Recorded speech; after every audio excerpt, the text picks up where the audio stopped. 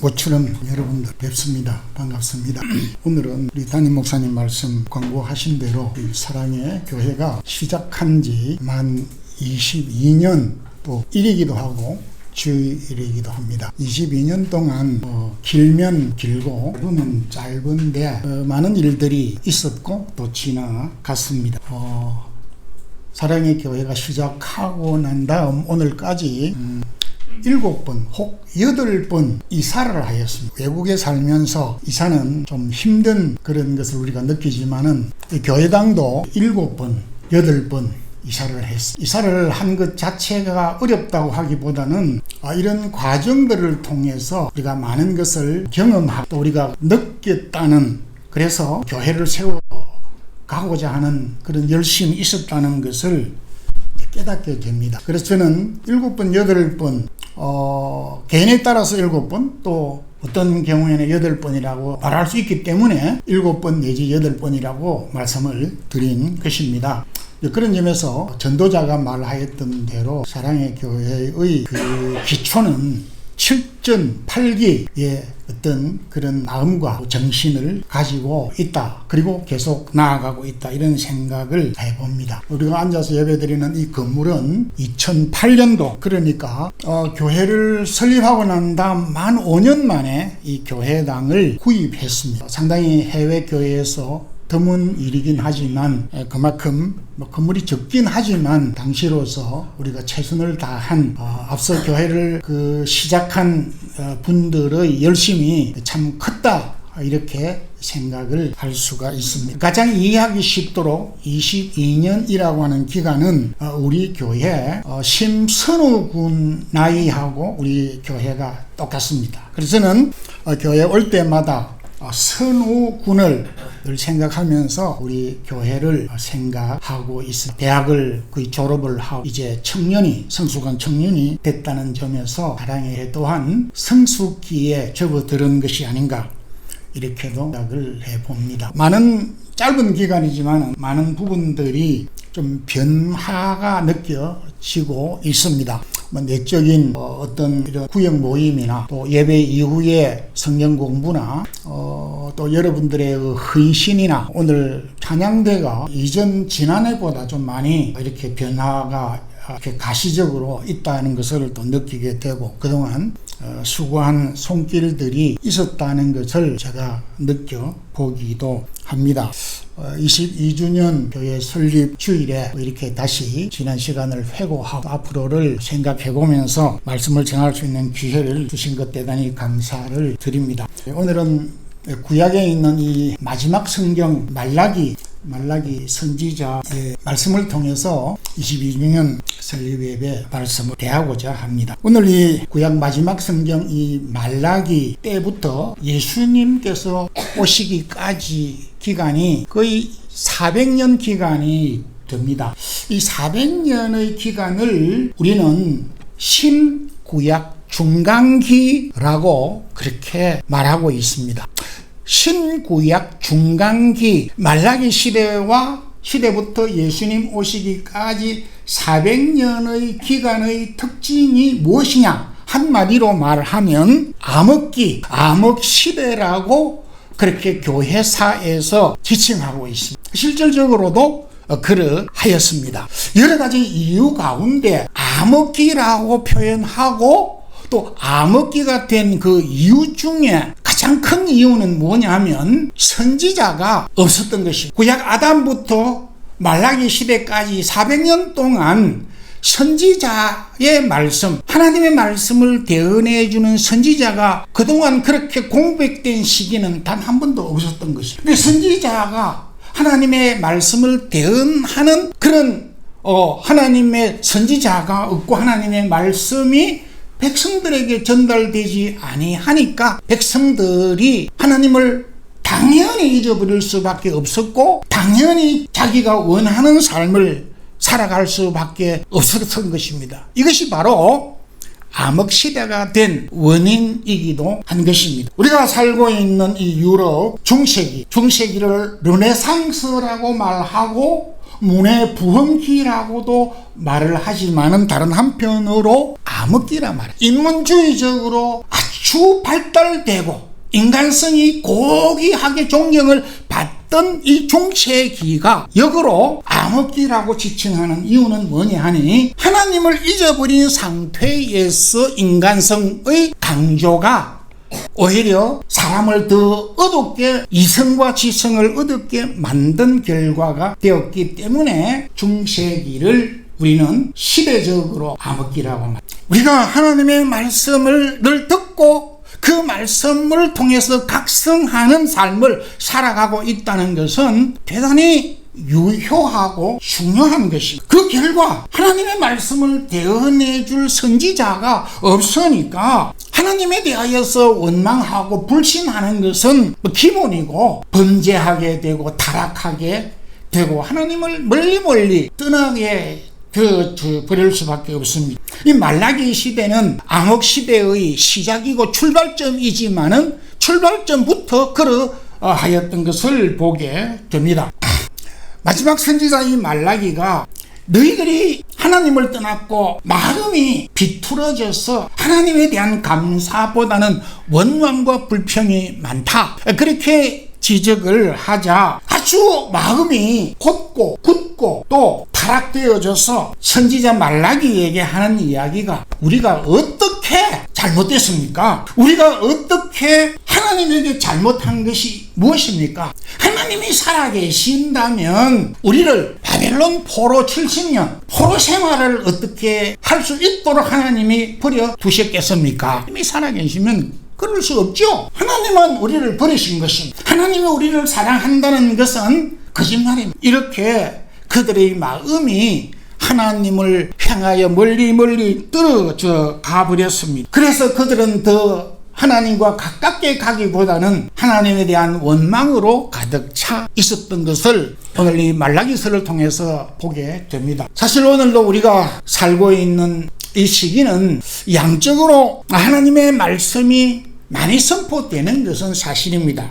그렇지만은 오늘 이 시대를 우리 개인에서부터 주변으로 그리고 이 땅끝을 바라보면서 오늘 이 시대만큼 마음이 완악하고 어두운 시대가 또 있었던가. 디모데 후서 4장에서 말세가 되면 자기를 사랑하고 돈을 사랑하고 자만하고 부모를 거역하고 교만하고 그렇다라고 말씀을 하였는데, 이 말씀을 비추어 보면 정말 이 마지막 시대는 우리 개인적으로도 어둠으로 가득 차 있지 않는가라고 하는 것을 발견하게 됩니다. 우리가 살고 있는 이 유럽 땅 곰곰이 보면, 저도 요즘 시간이 있어서 이 유럽의 공부를 또 한국의 공부를 자주 조금씩 하고 있습니다. 2000년대부터 2025년 이 25년 기간 동안 아주 이 세계를 지배했던, 그리고 하나님의 말씀으로 나라가 똘똘 뭉쳤던 영국은 25년 동안 교회가 만 개라고 하는 교회가 문을 닫았습니다.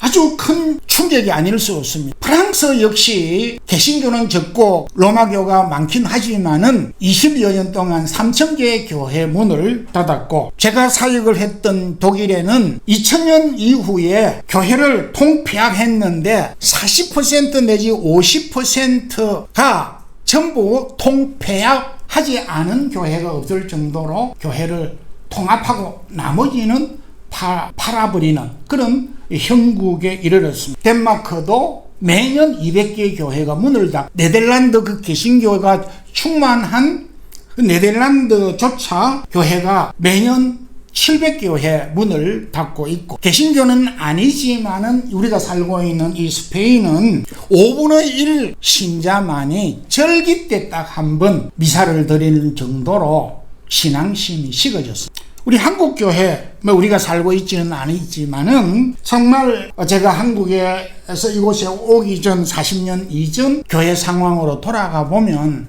참 교회가 이렇게 많이 양적으로 많이 성장하였던 것을 부인할 수가 없습니다. 교회만 세워지면 발 디딜 틈 없을 정도로 교인들이 많이 찾아왔고 자리가 꽉꽉 찼습니다. 근데 지금은 그렇지를 못하다는 소식을 있습니다. 그보다 더 심각한 문제는 내적으로 많은 교회들과 그리고 보수 교단 교회들의 목사님들이 공공연하게 동성연애를 찬양하고 지지를 하고, 그리고 로마교, 불교, 이슬람교, 심지어는 이단까지 포용을 해야 된다라고 하는 종교, 이걸 다원주의라고 표현을 합니다. 이런 종교 다원주의가 한국 내에 팽배하고 있어. 제가 지난해 한국 갔을 때에 우리 개신교회 통틀어서 70% 이상 주일학교가 없다라고 하는 통계가 나왔습니다. 지난 말에 어떤 세미나 그 파일이 보내줘 와서 우리 담임 목사님도 그 부분을 아마 들었을 것입니다. 그 파일에도 그렇게 소개를 하고 있는데, 현재 한국에 1년 주일 학교가 없는 교회가 70%. 그러니까 30년이 지나면 한국 교회의 70%가 문 닫는다라고 극단적으로 표현할 수 있을 정도로 매우 심각합니다. 그러니까 지금은 암흑기 중에 암흑기라고 봐야 할 것입니다. 그래서 저도 이 말라기서를 보고 제목을 여러 가지로 정해봤습니다. 그랬을 때에 현재 오늘 우리가 살고 있는 이 시대와 맞추어서 이 제목을 추출할 때에 암흑기라는 것이 가장 마음에 와닿았어요. 우리가 살고 있는 것은 부흥의 시대가 아니고 매우 어두운, 즉 하나님이 멀어져 있고 이 시대 사람들이 좋고 잘 살고 있고 즐기고 있지만은 실상은 마음이 어두워져 있고 하나님에 대하여 무지하고 자기중심주의적으로, 디모데서 후서에서 밝힌 바대로 자기를 사랑하고 교만하고 돈을 사랑하고 부모를 거역하는 매우 나쁜 인간성을 가지고 있는 시대에 저와 여러분이 푹 빠져 살고 있다라는 것입니다. 이런 시점에 22년 된 우리 사랑의 교회가 이 영적 어두운 시대에 우리 교회와 성도들이 어떻게 허리띠를 졸라매고 살아야 될 것이고 우리 자녀들의 신앙교육을 양육해야 될 일은 너무나 자명하고 우선적인 사명사역이 아닐 수 없다라고 하는 점에서 오늘 제목을 암흑시대에 살아 회복해야 될 믿음이라는 제목 제가 이렇게 정해봤습니다. 그래서 어두운 시대에 소멸되지 않고 다시금 우리가 회복해야 될 여러 가지가 있지만은 오늘 세 가지를 제가 회복을 해야 되겠다라고 하는 주제를 가지고 함께 은혜를 나누고자 합니다. 첫 번째로 식어진 사랑을 회복해야 한다라고 하는 말씀인 것입니다. 운동선수에게 매우 두려운 것은 경고입니다. 그렇게 와일드하게 경기를 하는 선수들도 그 심판이 딱 이렇게 내면은 뒤를 돌아가면서 꼼짝없이 머리를 이렇게 싸매고 돌아가. 이게 경고입니다. 경고가 왜 선수들에게 무서우냐 하면 옐로 카드를 2번 받으면은 퇴장입니다. 경기 밖으로 쫓겨나야 돼. 선수고 감독이고 간에 옐로 카드를 2장 받으면은 경기장에서 쫓겨나가야 돼. 그리고 선수는 그 다음 경기에 출전을 하지 못하는 것입니다. 그래서 무서운 것이 오늘 이 말라기는 서론도 밝히지 않고 그 이유도 밝히지 않고 1장 1절에서 옐로 카드부터 먼저 디레미는 경고로 시작을 하고 있습니다. 여호와께서 말라기를 통하여 이스라엘에게 말씀하신 경고라.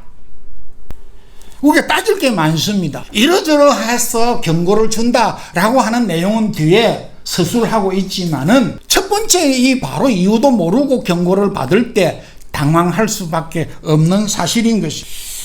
저희도 그런 기억이 납니다만은 우리가 자녀들에게 세상 가운데서 너희들을 가장 사랑한다 이렇게 부모가 자녀들에게 이야기를 하면 자녀는 불쑥 화를 내면서 엄마가 아빠가 나를 사랑하는 증거를 한번 떼보라. 그러면은 엄마 아빠는 증거를 잘 못 뗍니다. 사랑의 증표를 내라고 하는데 사랑의 증거를 이해할 수 있도록 설명이 잘 안 되기 때문인 것이. 사랑이라고 하는 것은 가장 고상한 것이기 때문에 쉽게 설명으로 이해되고 해석되는 부분이 아닙니다. 그래서 고민 끝에 하는 말이 그래 너도 시집 장가 가서 아들 딸 낳고 부모가 돼봐라. 그게 답입니다. 계속 진행입니다. 이처럼 말라기가 이스라엘 백성들에게 백성들에게 하나님이 너희들을 사랑하신다 라고 하였을 때에 백성들이 2절에 뭐라고 그럽니까?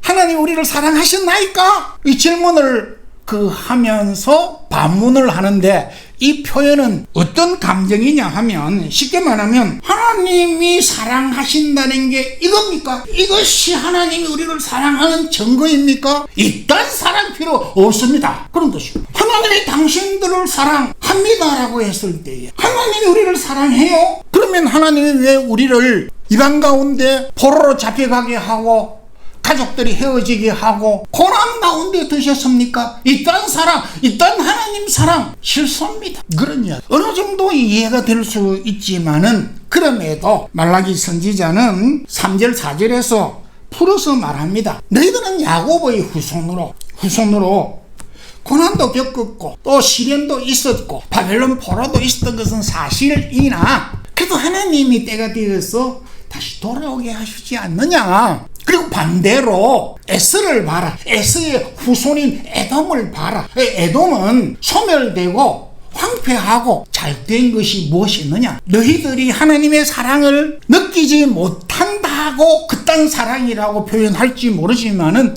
하나님은 그런 분이 아니시야. 3장 6절에 가서는 여호와 하나님은 변치 아니하시며 야곱의 후손인 너희들을 버리지 아니하실 것이다. 이렇게 하나님의 사랑을 확정해 주셨습니다. 사랑이란 말이 아닌 약속에 근거한 하나님의 사랑을 제시한 것입니다. 여러분, 하나님이 우리를 사랑하신다라고 하는 말씀을 모르는 사람이 없습니다. 담임 목사님을 통하여서 저도 사역을 할 때의 강단에서 하나님의 사랑에 대하여 많이 말씀을 드렸습니다. 그런데 우리가 조금 어려움을 당하였을 때에 사후 한번 실패를 했다고 하나님이 어디 계셔? 하나님이 우리를 사랑하신다면은 왜 이런 질병을 주시고 이런 고난을 우리에게, 우리 가정에, 우리의 자녀들에게 이렇게 허락하시는가? 이딴 하나님의 사랑, 이런 하나님이 사랑이 이겁니까? 일단 사랑 필요 없습니다 라고 할 정도로 우리의 마음이 쇠락해지고 우리의 마음에 반감이 있을 수가 있어요. 여러분, 지금도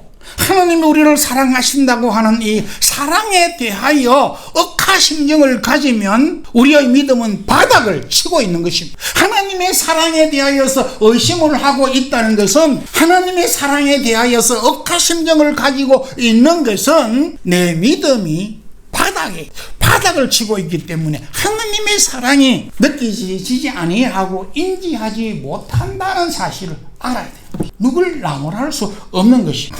왜 많은 사람들이 하나님의 사랑을 의심하고 확인을 하지 못합니까? 그것은 하나님의 사랑을 왜곡한 것 때문도 그러할 수 있지만은 하나님의 사랑을 다른 곳에서 찾고 있기 때문입니다. 내가 만든 그 사랑이 주어져야만 그것이 하나님의 사랑이다라고 생각하고 있기 때문인 것입니다. 요한일서 4장 10절에 사랑은 여기 있으니 우리가 하나님을 사랑하는 것이 아니요 하나님이 우리를 사랑하사 자기 아들을 화목 제물로 우리에게 주셨으니 라고 했어요. 우리가 하나님을 사랑하는 것이 아니요 하나님이 우리를 사랑하셨는데, 그 하나님의 사랑이라고 하는 본질은 어디 있느냐?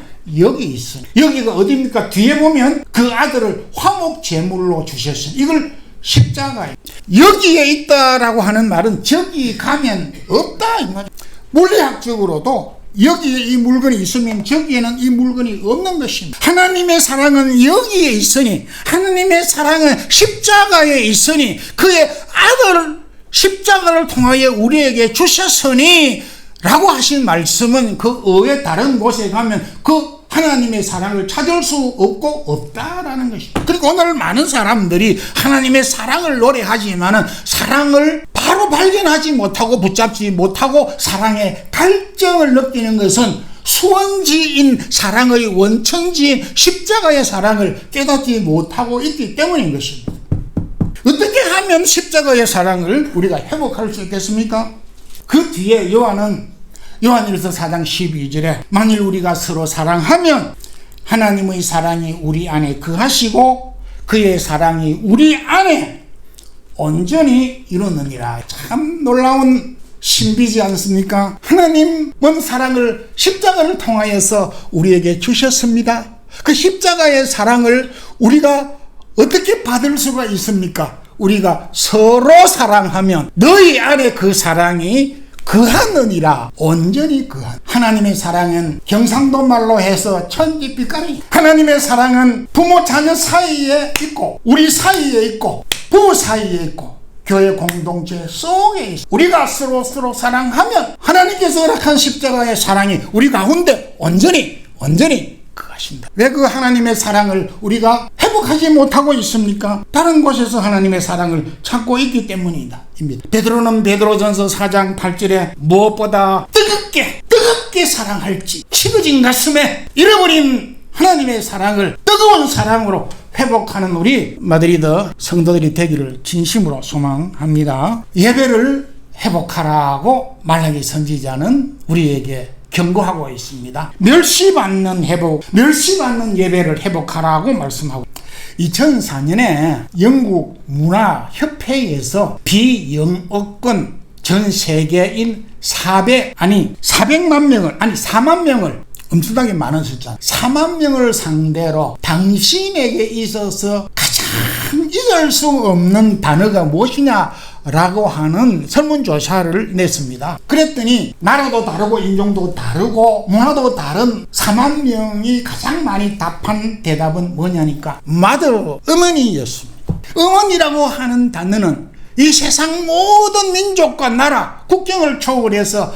가장 기억되는 소중한 단어로 그렇게 말하였습니다. 근데 아버지, father라고 하는 단어는 7번째가 아니고 70번째 안에도 못 들어온 거예요.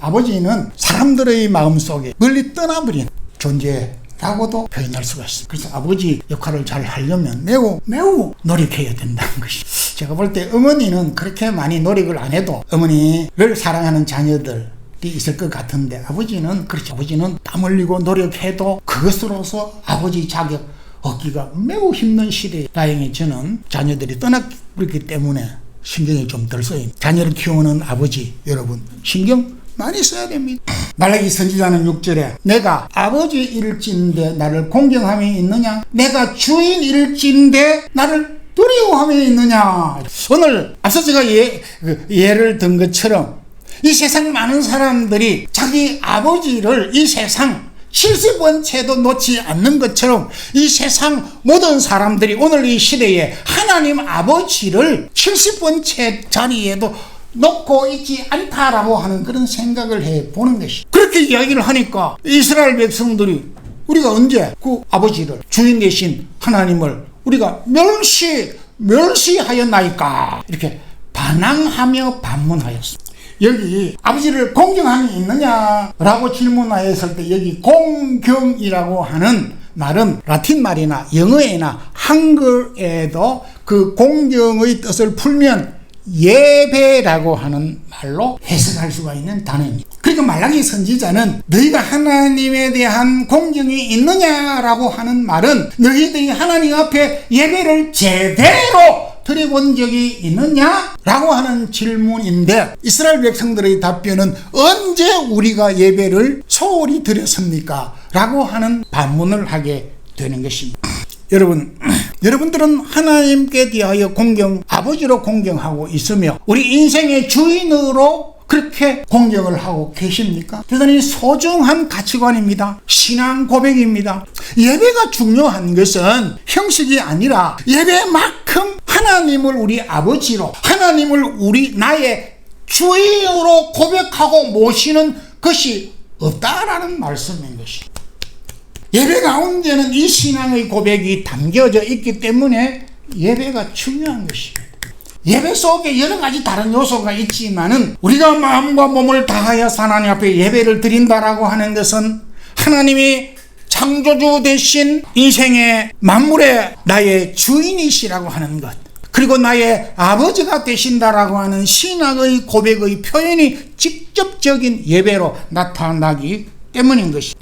그랬는데 1장 13절을 보게 되면은 뭐라고 그랬느냐 하면 코웃음을 치고 있습니다. 13절에 코웃음을 치고 훔친 물건과 저는 그 병든 것을 가져왔느니라. 저들이 하나님 앞에 제사를 드릴 때에 병든 것 그리고 훔쳐가지고 하나님 앞에 제물을 저들은 드렸던 것입니다. 이것을 말라기 선지자는 예배를 멸시했다라고 규정을 하는 것입니다. 아까 제가 경기에서 옐로 카드 경고장에 대해서 말씀을 드렸습니다. 지금 말라기 선지자는 1장에서 이미 첫 번째 옐로 카드를 주었습니다. 그런데 계속해서 이스라엘 백성들이 또 반항을 하고 그렇게 마음이 완악해지자 반칙을 범하자 이번에는 레드 카드로 롯 카드로 바로 퇴장을 시키고 마는 것입니다. 레드 카드란 뭐냐 하니까 2장 3절에 보게 되면 이렇게 이야기를 합니다. 희생의 똥을 너희 얼굴에 바르고 너희가 버림당할 것이다. 너희들이 하나님 앞에 예배 제사를 드릴 때에 이렇게 저렇게 한다라고 했는데 그 물건 가지고 온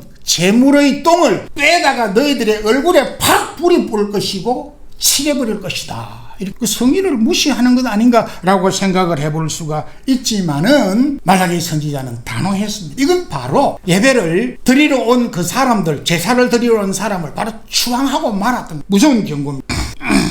말라기 선지자가 이렇게 지독하도록 우리에게 경고해 준 그 시대에 경고해 준 말씀 오늘 우리에게 다가와야 되는 이유는 우리가 하나님 앞에 잘못 예배를 드리면 똥을 뒤집어 써야 된다는 쓸 수도 있다라고 하는 경고인 것입니다. 이 교회당 문을 들어오는 것이 중요한 것이 아니고 우리가 예배를 잘 못 드리고 하나님을 공경하지 못하면은 제물의 똥을 얼굴에 뒤집어 써버리고 돌아가야 되는 쫓겨나야 되는 엄청난 일이 벌어질 수 있다는 것을 경고를 지금 하고 있는 것입니다. 우리가 이 경고를 받아들이지 않으면 실질적으로 그렇게 쫓겨날 수밖에 없다라고 하는 것입니다. 그래서 하나님은 가인의 예배를 물리치고 아벨의 예배만을 받았습니다. 성도 여러분, 오늘도 우리가 하나님 앞에 예배를 어떻게 드리고 있습니까? 로마서 12장 1절에는 너희 몸을 하나님이 기뻐하시는 거룩한 산 제물로 드리라. 여기 산 제물, 산 제사라고 하는 용어가 뒤에 계속 나오는데 예배는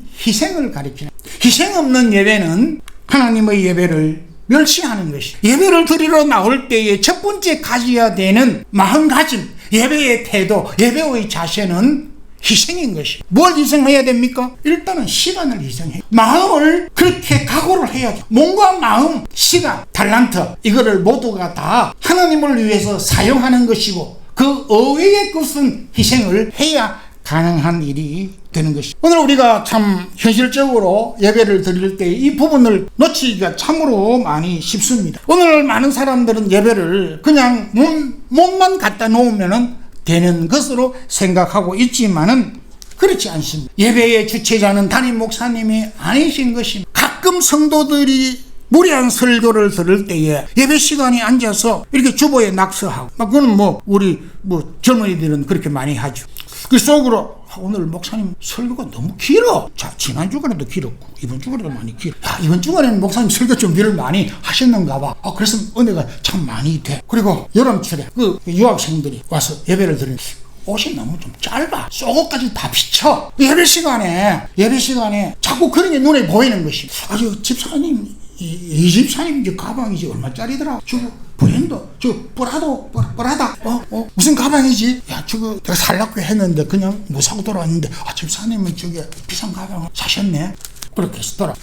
여러분들, 우리가 예배를 무심코 하지만은 본 뜻은 그런 것이 아닐 것입니다. 근데 우리 한국 정서에 예배를 보러 간다. 친구가 만나서 어디가? 예배 보러 간다 이럽니다. 예배를 보러 가기 위해서 그 말 한 건 아니지만 우리 표현이 문화적으로 이 문제가 있는 것입니다.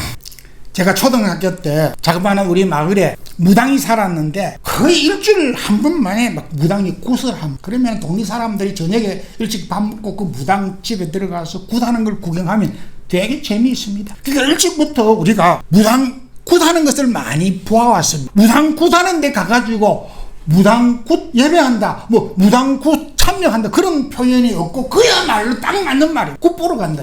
이런 문화가 우리 뼈속에 자리 잡고 있으니까 모든 것들을 본다라고 하는 것으로 다 통칭하고 마는 것이 예배 보러. 그 예배를 드리는 것과 보는 것은 본질적으로는 다릅니다. 그 예배를 보러 가니까 목사님 설교가 긴 게 눈에 보이고 치마가 짧은 게 눈에 보이고 속옷이 비치는 게 눈에 보이고 집사님의 가방이 비싼지 싼지 그게 자꾸 눈에 보이더라는, 이게 우리의 육신을 가지고 있기 때문에 어쩔 수 없는 것일 수 있다고 하지만 그게 습관은 되지 말라는 것이, 한두 번 가지고 제가 이런 말씀을 드리는 게 아닌 것이, 이게 고질화 되면은 안 된다라는 것이. 여러분, 우리의 일생을 돌아보십시오. 우리의 일생은 예배로 꽉 포도송이처럼 가득 차 있습니다.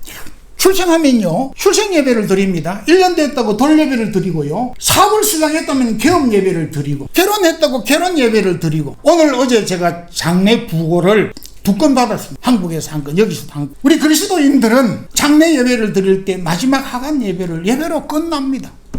시작하면 예배로 시작합니다. 그래서 다점에서 우리 그리스도인들은 예배로 시작해서 예배로 살다가 예배로 끝마치는 게 우리 그리스도인의 일생인 것이, 그만큼 예배는 예배를 통해서 하나님을 공경하는 것이 담겨져 있기 때문인 것이. 영국에서 박해를 받아서 아메리카로 간 사람들을 퓨리탄이라고 말합니다. 프랑스 개신교도들이 프랑스 로마교 박해를 받아서 전 세계로 흩어진 사람을 우리는 읽어놓으라고 그렇게 말합니다. 그 사람들이 왜 자신의 안일과 북의 영화와 자유를 위해서 그 외국을 떠나고 그렇게 가는 것이 아니라 하나님 앞에 자유로운 예배를 드리기 위해서 그렇게 한 것이. 요한복음 4장 23절에 아버지께 예배하는 자를 하나님은 찾으시는 예배를 회복해야, 이 어두운 시대에 우리는 하나님께 예배를, 우리의 가정은, 우리의 자녀들은, 나의 삶은 예배의 삶을 회복하며 살아가야 돼.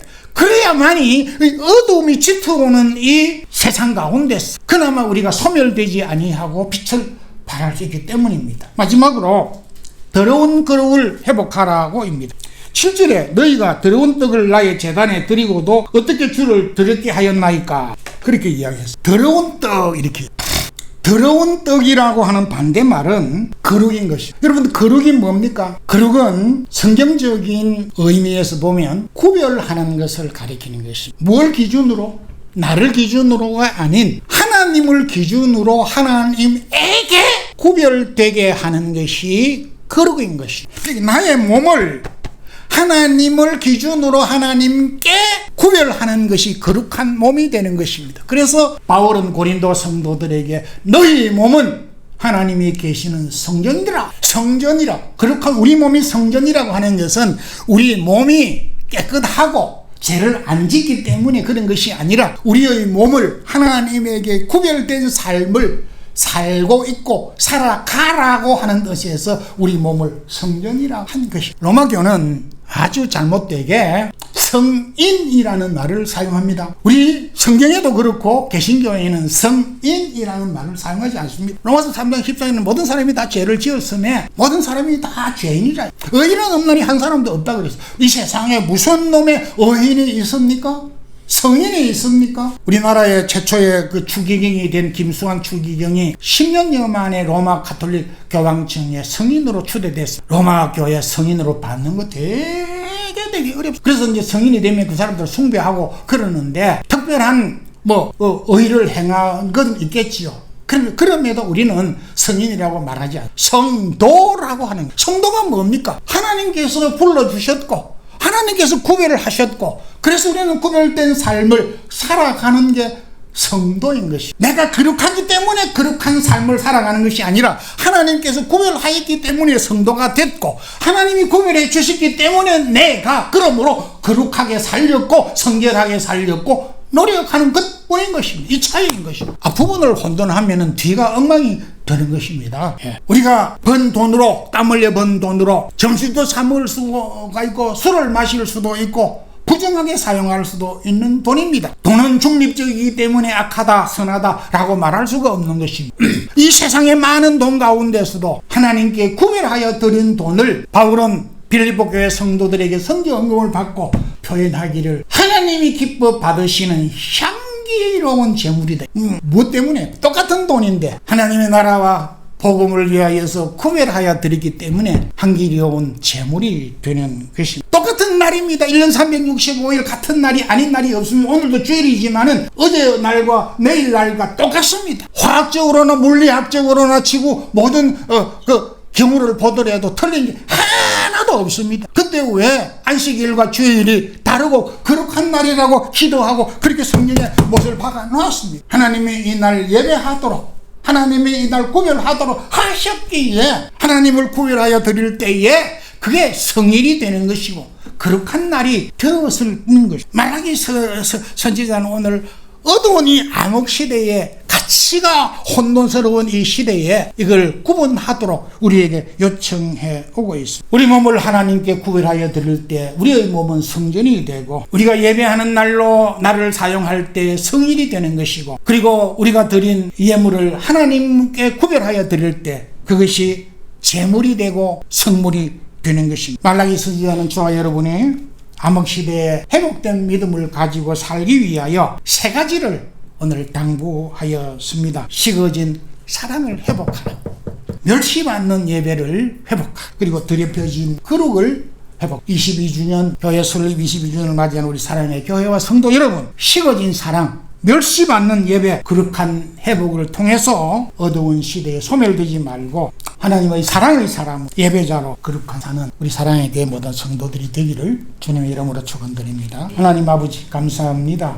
22주년 동안 지켜주신 많은 성도들이 땀 흘려 쓰고 근신한 열매를 보여주신 것 감사합니다. 이후에 걸음도 선이 간섭해 주옵소서. 주여, 오늘 이 시대는 말라기 시대와 같고 암흑기 시대와 말세를 만난 이 시대에 오늘 우리가 식어져가는 가슴에 하나님의 사랑을 뜨겁게 회복하게 하여 주옵소서. 멸시받는 예배가 다시 회복되게 하여 주옵소서. 무엇보다 거룩을 회복하게 하여 주옵소서. 그래서 하나님의 사람으로 의젓하게 이 어두운 시대를 빛으로 살아가는 우리 모든 성도들 되게 인도하여 주시고 축복해 주옵소서. 예수 그리스도 이름으로 기도드리옵나이다. 아멘.